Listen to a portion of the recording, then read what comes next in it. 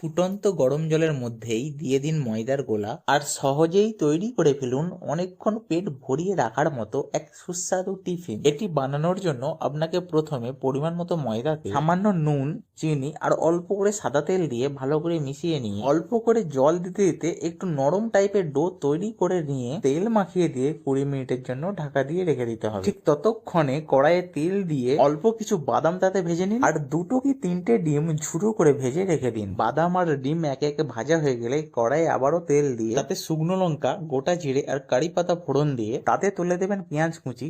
সব ভালো করে নাড়াচাড়া করতে করতে পেঁয়াজ বাদামি হয়ে এলে দিয়ে দেবেন ছোট ছোট করে টুকরো করে রাখা টমেটো আর কাঁচা লঙ্কা কুচি। এইবার টমেটো মানেই তাকে একটু নরম করার জন্য দিয়ে দেবেন কিছুটা নুন। টমেটো নরম হয়ে গেলেই এবার তাতে দিয়ে দেবেন আদা রসুন বাটা। আদা রসুন দিয়ে নাড়াচাড়া করতে করতে যদি কড়াই শুকনো মনে হয় তাহলে সামান্য একটু জল দিয়ে ভালো করে মশলাটাকে কষিয়ে নেবেন। মশলাটি ভালো করে কষে গেলে এইবারেতে আগে থেকে ভেজে রাখা বাদামগুলি আর ডিমটি দিয়ে দিন। আর দিয়ে দিন আগে থেকে সেদ্ধ করে ম্যাশড করে রাখা আলু, জিরে গুঁড়ো, ধনে গুঁড়ো, হলুদ গুঁড়ো, স্বাদ মতো নুন আর সামান্য ধনেপাতা কুচি দিয়ে ভালো করে সব মাখিয়ে নিয়ে রেখে দিলেই পুরটা তো রেডি হয়ে গেল। এইবার ডোটি থেকে বড় বড় সাইজের লেচি কেটে নিয়ে পুরটি তার মধ্যে ভরে দিয়ে একদম খুব ভালোভাবে লেচিটাকে সিল করে নিতে হবে। এইবার একে একে প্রতিটা লেচিতে ভালো করে পুর ভরে সিল করা হয়ে গেলে একদম ফুটন্ত গরম জলে 15 থেকে 20 মিনিটের জন্য সেদ্ধ করে নিলেই আজকের খুব সুস্বাদু টিফিন রেসিপিটি তৈরি হয়ে যাবে।